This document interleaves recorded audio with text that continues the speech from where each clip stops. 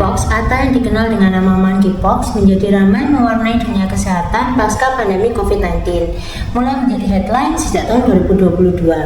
Apakah sebenarnya Mpox itu? Bagaimana gejalanya? Bagaimana cara penularannya?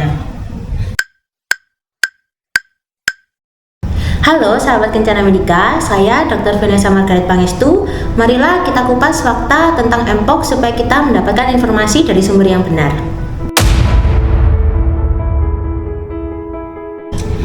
Mpox merupakan penyakit zoonosis, yaitu penyakit pada hewan yang menular kepada manusia. Mpox pertama kali ditemukan pada tahun 1958 di Kongo, Afrika Tengah. Saat itu berhasil diisolasi sebuah virus yang menyakiti populasi kera di dalam laboratorium dengan gejala cacar. Meskipun akhirnya diketahui bahwa kera bukanlah host utama dari virus ini, namun karena pertama kali ditemukan pada kera, maka nama Monkeypox ini menjadi lebih populer. Kejadian penularan pada manusia pertama kali didokumentasikan pada tahun 1970 di Kongo. Mpox merupakan virus DNA yang berada dalam keluarga virus orthopox yang masih satu genus dengan virus smallpox atau variola yang saat ini sudah dianggap punah. Sejak tahun 1990-an, kita sudah tidak lagi melakukan vaksin cacar variola atau smallpox karena penyakit ini sudah dinyatakan punah sejak tahun 1980-an. Bila kita berbicara pada generasi kelahiran sebelum tahun 1980, maka mereka akan mengingat tentang cacar yang pada zaman itu sangat ditakuti dan menimbulkan banyak kematian. Sehingga vaksinasi cacar yang menimbulkan bekas jaringan parut pada kulit secara serentak dilakukan di seluruh dunia. Nah, Mpox ini merupakan virus dalam keluarga yang sama dengan virus variola ini. Bagaimana virus yang diketahui menjangkiti manusia di tahun 1970-an kemudian menjadi tidak terdengar dan tiba-tiba muncul kembali pada tahun 2020-an menjadi rare emerging disease? Ada banyak spekulasi, namun yang paling mendekati adalah kemungkinan adanya proteksi silang antara vaksin variola terhadap Mpox. Vaksin yang awalnya ditujukan untuk mencegah penularan smallpox ini diduga kuat juga berhasil memberikan proteksi yang cukup baik terhadap virus Mpox. Data menunjukkan bahwa penderita Mpox yang saat ini pernah mendapatkan vaksinasi variola memberikan gejala klinis yang lebih ringan daripada mereka yang belum pernah mendapatkan vaksin, sehingga diduga kuat bahwa penyebaran virus Mpox ini juga ikut tertekan pada saat vaksinasi variola masih sangat populer, yang kini menjadi re-emerging disease karena vaksin tersebut sudah tidak lagi diberikan. Sama halnya dengan COVID-19, Mpox juga memiliki beberapa varian virus. Saat materi ini disampaikan, varian of concern dari Mpox ini yaitu adalah varian Clade 1 yang memiliki tingkat penularan yang lebih cepat dan angka kematian yang lebih tinggi dibandingkan varian lainnya. Sampai saat ini, varian Clade 1 masih belum ditemukan masuk ke Indonesia. Penularan varian ini banyak terjadi di Afrika, sehingga Badan Kesehatan Afrika pada tanggal 13 Agustus 2024 telah memberikan peringatan kedaruratan. Dan kemudian pada tanggal 14 Agustus 2024, WHO mendeklarasikan outbreak Monkeypox virus Clade 1 ini sebagai Health Emergency of International Concern. Mpox merupakan zoonosis yang menular dari hewan ke hewan melalui luka cakaran atau gigitan.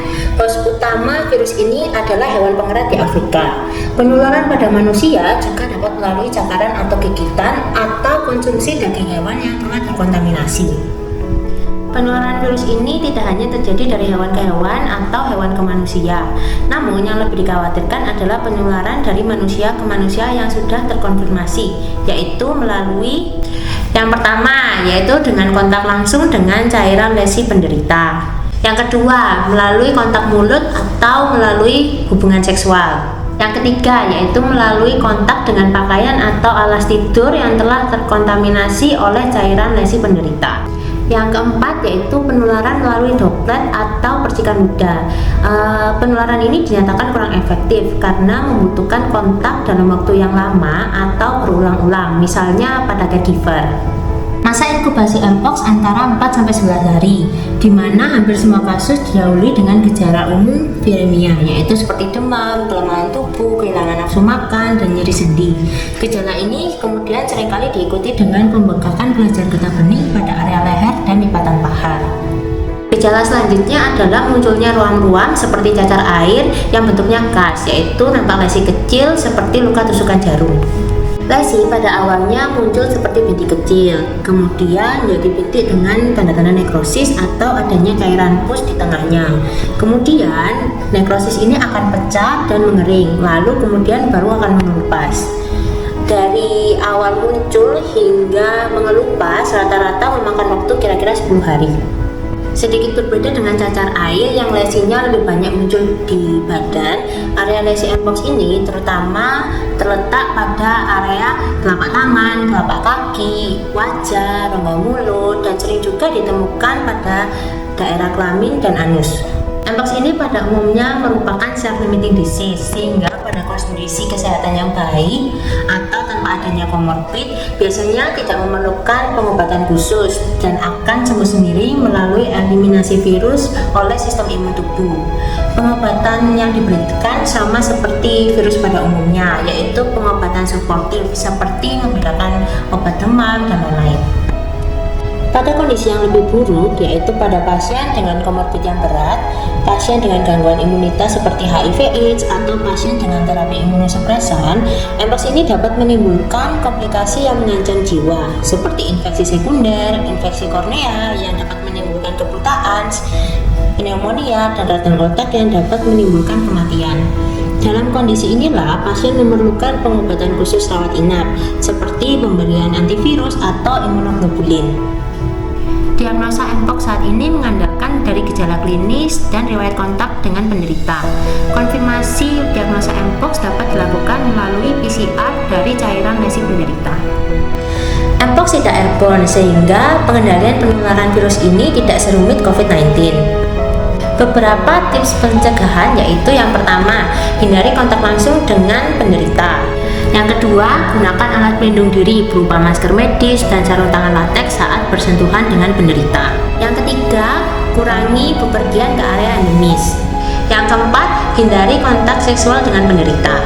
Yang kelima, perlakukan pakaian dan kain yang kontak dengan penderita sebagai bahan terkontaminasi berbahaya.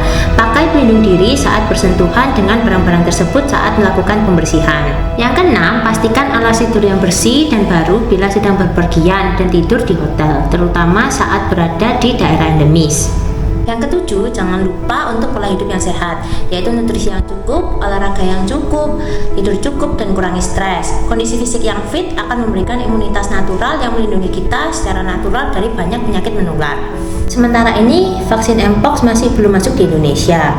Namun, sudah ada beberapa jenis vaksin yang sudah mendapatkan izin penggunaan, dan saat ini masih difokuskan produksinya untuk mendahulukan area endemis. Jangan panik ya, sahabat Kencana Medika. Dengan adanya pengetahuan dan tindakan pencegahan penyakit yang tepat, kita bisa melindungi diri dan keluarga dari penyakit cacar monyet atau Mpox ini. Saya Dr. Vanessa Margaret Pangestu, sampai jumpa di episode berikutnya. Salam sehat.